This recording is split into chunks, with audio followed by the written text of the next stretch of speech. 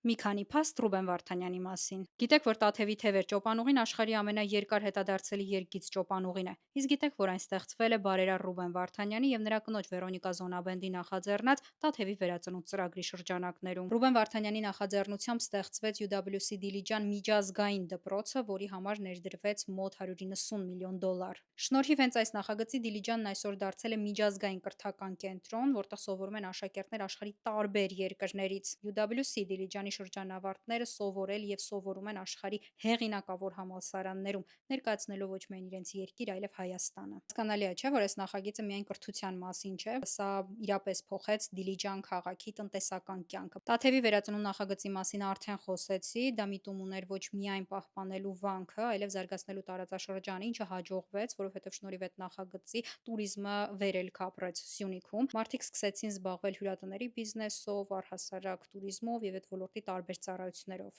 Ռուբեն Վարդանյանը համահիմնադրել է Ավրորա մարդասիրական ծրագիրը, ինչի շնորհիվ միլիոնավոր դոլարների աջակցություն են ստացել մարդասիրական տարբեր ծրագրեր։ Նա մասնակցել է FAST նախաձեռնության ստեղծմանը, որի նպատակն էր զարգացնել գիտությունը, տեխնոլոգիան։ Ռուբեն Վարդանյանի աջակցությամբ իրականացվել են մշակութային ժառանգության պահպանման բազմաթիվ ծրագրեր, банքերի, պատմական կառույցների, մշակութային կենտրոնների վերականգնման ուղղությամբ։ Տարբեր աղբյուրների գնահատմամբ Ռուբեն Վարդանյանի եւ գործընկերների կողմից Հայաստանում կատարած ներդրումները կրթության, մշակույթի եւ տարբեր զարգացման ծրագրերում հատում է 100 միլիոնավոր դոլարները։ Եվ վերջում, անկախ մեզանից յուրաքանչյուրի քաղաքական հայացքների, կարծում եմ արդար է, որ վերհիշեինք այս ինֆորմացիան կամ եթե չգիտեինք, իմանայինք, որ իրապես վերջին 2 տասնամյակներին Հայաստանի խոշորագույն մասնավոր զարգացման ծրագրերից շատերի հետևում հենց Ռուբեն Վարդանյանի անունն է, շատ խոշոր բարեգործական ծրագրերի հետևում եւս